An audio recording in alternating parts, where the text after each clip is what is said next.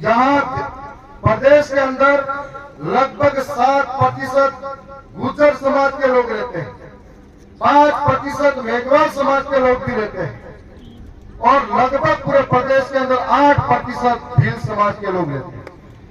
और पूरे प्रदेश के अंदर माने तो 20% ये समूह जातियां रहती है।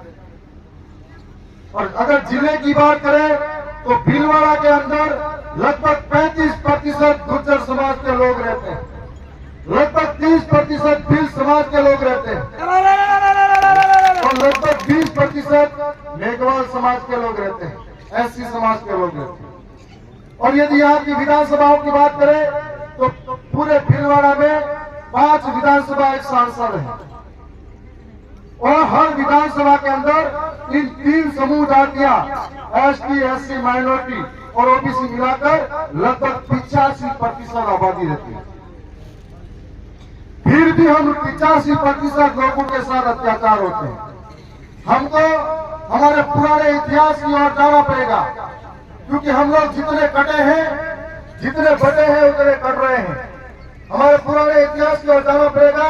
जब सामंतवादी जमींदारी और ब्राह्मणवादी सोच के साथ में हमारे लोगों के साथ अत्याचार होता था, तो भगवान देव नारायण जी के द्वारा एक बहुत बड़ा आंदोलन चलाया जा रहा था और उस आंदोलन के अंदर हम भीलू ने सबसे बड़ा सहयोग दिया था।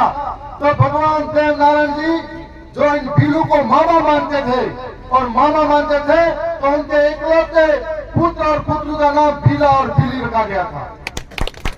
अब हमको समझना पड़ेगा कि हमारा और उनका कितना आपसी जुड़ाव है, गुर्जर और भीलों का। और आज हम लोग इतनी संख्या में होने के बाद में हम आज बटे बटे से फिर रहे हैं, इसलिए हमारे साथ रोज अत्याचार हो रहा है। ये भीलवाड़ा की धरती, इसका इतिहास हमको जानना पड़ेगा। इसका पग पग का इतिहास संघर्ष भरा है।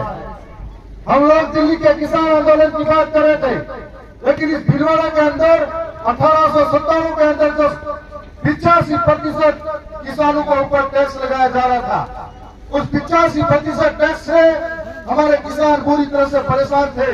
तब उन्होंने एक लंबी लड़ाई इस सामंतवादी सोच के खिलाफ जारी की थी और जब लंबी लड़ाई शुरू करी थी तो ये लंबी लड़ाई पूरे देश के लिए एक प्रेरणा बन गई थी, पूरे देश के किसानों के लिए एक प्रेरणा बन गई थी और पूरे देश के किसानों ने इसको लड़ाई को देखा था। और आज इतिहास के अंदर इतनी बड़ी लंबी लड़ाई सिर्फ भीलवाड़ा के अंदर लड़ी गई किसानों के द्वारा और 44% आंदोलन चला था। तब ये कह सकते हैं कि जो बंजर जमीन को अपने पसीने से छीन और बंजर जमीन से अन्न उगाकर पूरे देश का पेट भरने वाला किसान ऐसी सोच और ऐसी सत्ता को भी अपने कदमों में झुकाने का दम रखता है। और उस समय 44 वर्षों के आंदोलन के बाद में उन सामंतवादी सोचों को और जमींदारों को झुकना पड़ा था। इसी तरीके से हम सबको क्रमबद्ध एक होना पड़ेगा, संगठित रहना पड़ेगा, तब आगे की लड़ाई जीतेंगे।